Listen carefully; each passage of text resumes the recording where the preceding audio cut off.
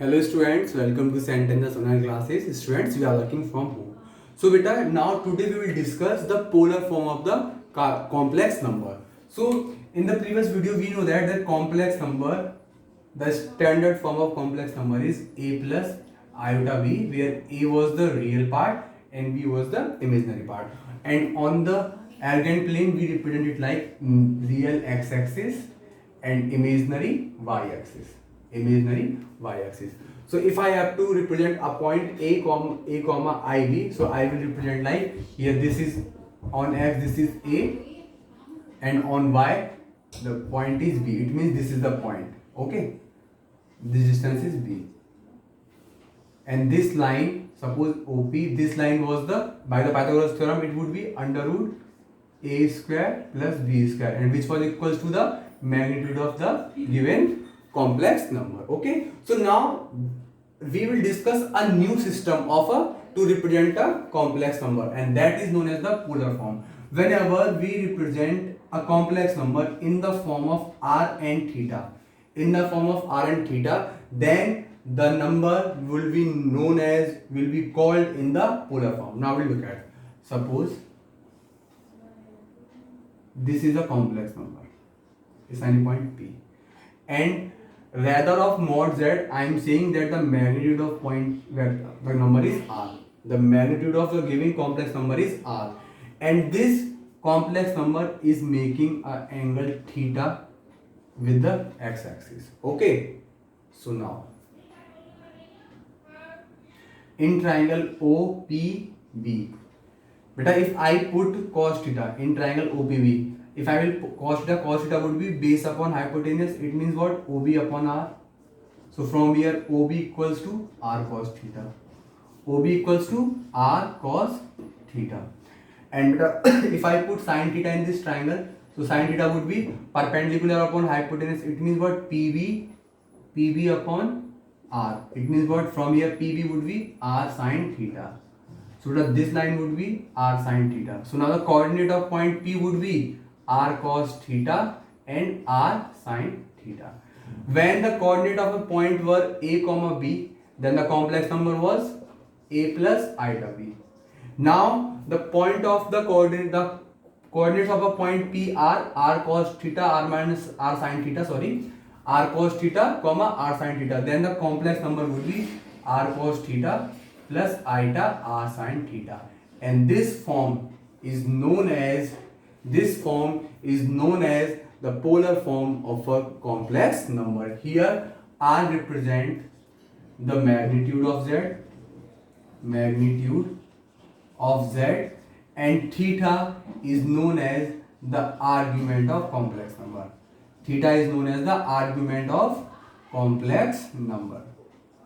Okay, and this argument will always lie between minus pi to plus pi, that we will discuss later. Okay, so now till now we know that a complex number in the standard form like a plus ib. Here we were taking this in a Cartesian form, like in the form of x and y. When we convert a complex number into form of r comma theta, then that form is known as the polar form.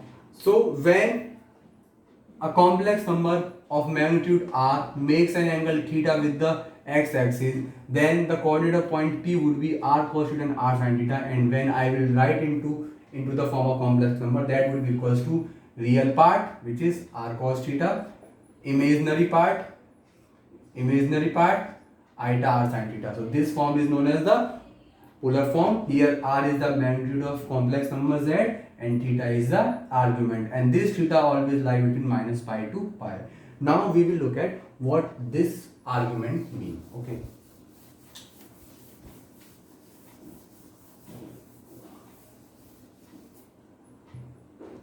suppose a number is of the form a plus iota b. It means what? That real part is also positive. It means x-axis is positive, and imaginary part is also positive. It means what? Y-axis is also positive. So this complex number will lie in the first quadrant. Okay, so the complex number will make an angle theta.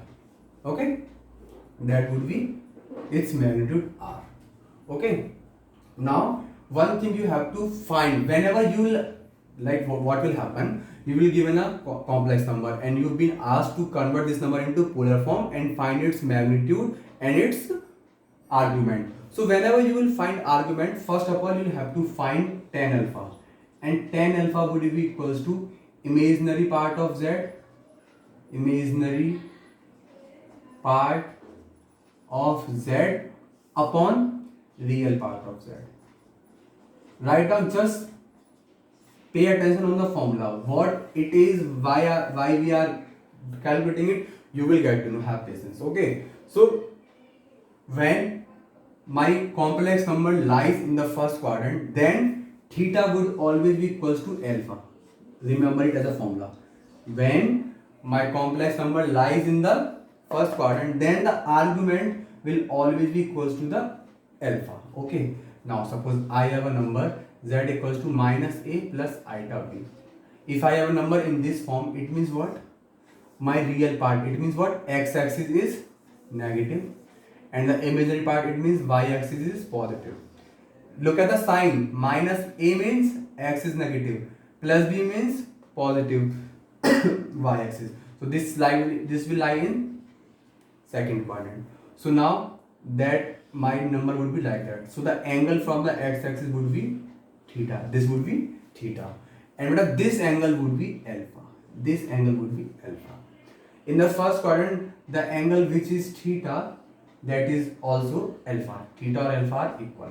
But when complex number lies in the second quadrant, so this angle is theta and this angle is alpha. So I can find alpha very easily because the number is minus a plus ib. It means what? This is minus a and this is b. So by applying tan alpha, it means perpendicular upon base, I can easily find alpha. Once I can find alpha, then what theta would be equals to? Theta would be equals to pi minus alpha. So when a number lie in the second quadrant, then the argument would be equals to pi minus alpha. And how we'll find the alpha? By the formula tan alpha equals to imaginary part of z upon real part of z. Okay, now but please now just learn them as a formula. How we will use it, I'll take an example, then you will get to know. I'm damn sure about that. Okay, now look at the number is like minus a minus iota b. It means what?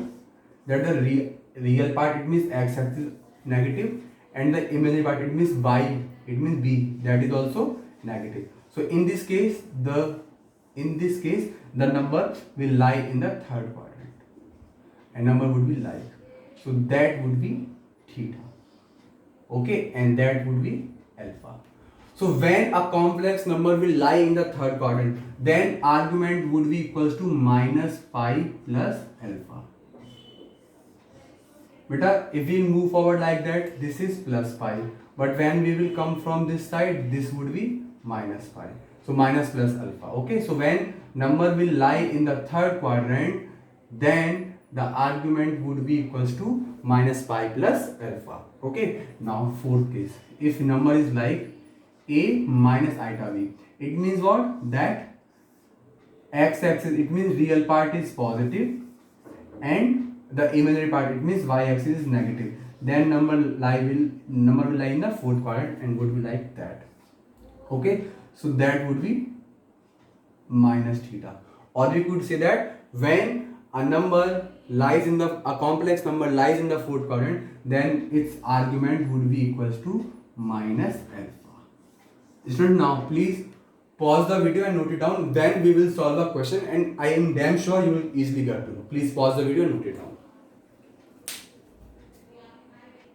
Students, now look at the first question of exercise 5.2, and question says find the magnitude and argument of the following number and convert them into polar form. So I have this complex number and I have to convert this into polar form. Okay, so first of all, beta, consider this as equation number first. Now this number is of the form of minus a minus ib. It means what?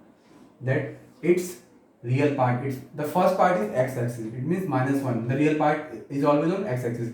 Real part is negative, it means what? Negative. X axis negative would be this side, and the imaginary part, it means the y axis is also negative, it means this.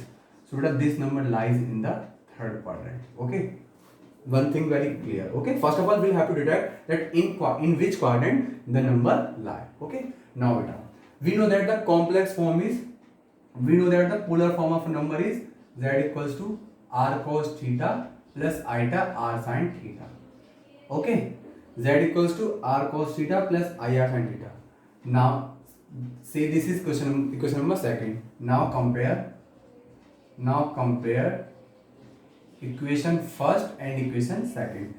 Same number can be represented like -1 minus I root 3, and in polar form this number will be represented as z equals to r cos theta plus I r sin theta. It means these two numbers are same. It means what? If two complex numbers are same, their real parts are same, their imaginary parts are same. It means what? Real part of this number is r cos theta. That would be equal to the real part of this number. It means what? -1. Equation number third.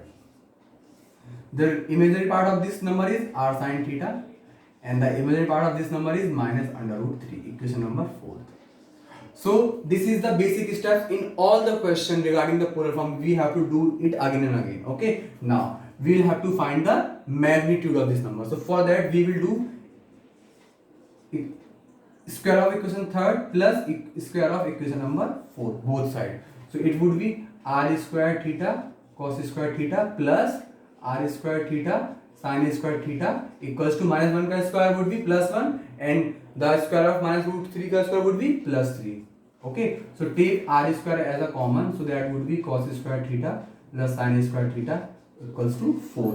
So from beta this would be equals to what? 1. So from here r square equals to 4. It means what? R equals to plus minus 2. But beta r is the magnitude of a number. It means what? Beta magnitude can never be negative. So we will take r equals to as plus 2 only. Okay? So we have find the first question, magnitude. Now we'll have to find the argument. So I told you first of all what we will find. We will find tan alpha. We will find tan alpha. Beta number will lie like that in third quadrant. So that would be angle theta, and that would be angle alpha. So we are finding the tan alpha. So the tan alpha, the formula of tan alpha is that imaginary part of z upon real part of z and the modulus. If I get a negative number inside this modulus, then outside it would be positive. So tan alpha equals to imaginary part of z. But what is the imaginary part of z? The number which comes with I. So with I what is coming? Minus under root 3. So that is the imaginary part upon the real part. The real part is -1. So that tan alpha would be minus would be cancelled out. It means what? Under root 3. And we know that under root 3 is the value of tan 60. It means what? Of tan pi by 3. So from here, if tan alpha equals to tan pi by 3, so alpha would be equals to pi by 3. Since number z lies in the third quadrant, then argument theta would be equals to minus pi plus alpha. For third quadrant, this is minus pi plus alpha. So theta would be minus pi plus, beta alpha is pi by 3. So that would be theta equals to minus 3 plus pi. It means what? Minus 2 pi by 3. This is our argument. Okay, answer. Now the polar form would equals to z equals to r is 2 cos minus 2 pi by 3 plus eta r is 2 sin theta sin minus 2 pi by 3. But this is our polar form answer. Please pause the video and note it down. I hope it's clear.